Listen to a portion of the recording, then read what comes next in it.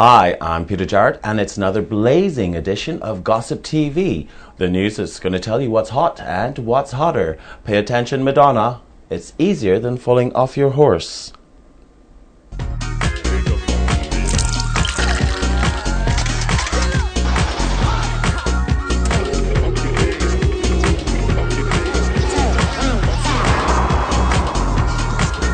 Simon Cowell and his co-judges on Britain's Got Talent seem to have caught not one, but two big fish in their talent nets. Susan Boyle came to the attention of the world last week when she caught the imaginations of the judges and the hearts of the audiences, and she received 30 million hits on YouTube across the world. Now the young 12-year-old singing sensation from Wales, Shaheen Jagfargoli, has done exactly the same. So we're very curious to see who's going to go toe-to-toe to win the overall contest to sing for the Queen at the Royal Variety Performance. So both contestants have stunned bold the judges at Britain's Got Talent, Piers Morgan, Amanda Holden and Simon Cowell.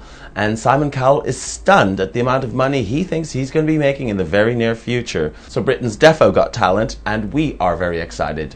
Over stateside, Ashton Kutcher has been busy challenging CNN, the major news network, to a duel on Twitter. Which one was going to reach 1 million followers first?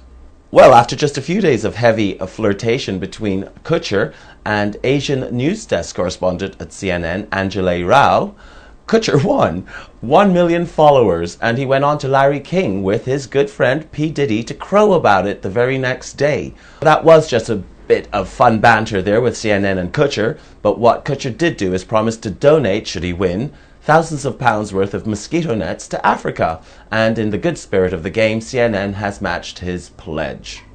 Well, good luck to Mr. Kutcher, and if anybody wants to follow me on Twitter, I'm Socialite Pete. I've got 2 shout-outs and name checks this week to Egypt, circa 30 BC, to the long-lost star-crossed lovers Mark Antony and Cleopatra.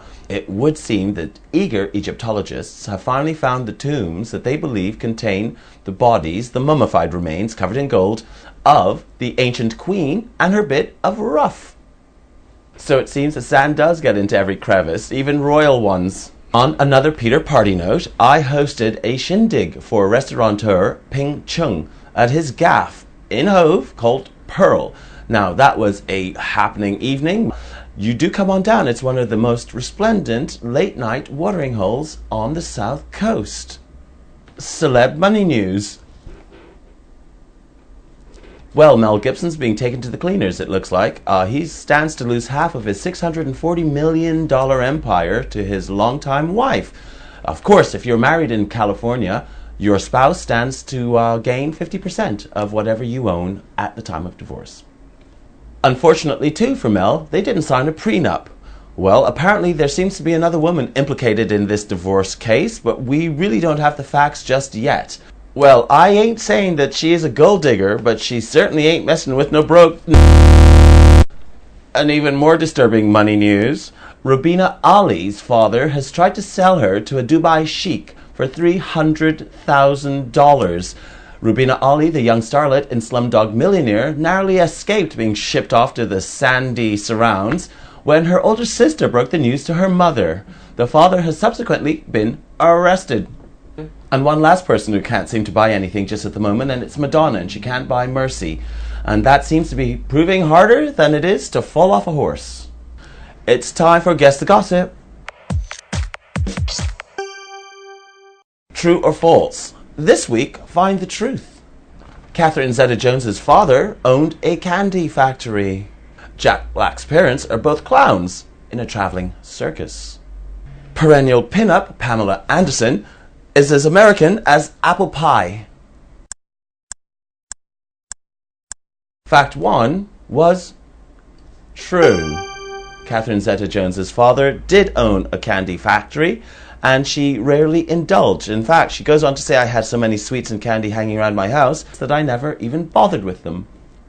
Fact 2 is false. Jack Black's father was a rocket scientist, and his mother worked on the Hubble telescope.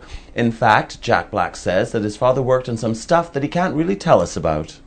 And fact 3 is false. Pamela Anderson is not American as apple pie. In fact, Pamela Anderson is Canadian, and she started her modeling career in Vancouver on the West Coast in BC, and then quickly moved down in her early career to Los Angeles, where she found fame, fortune, and implants.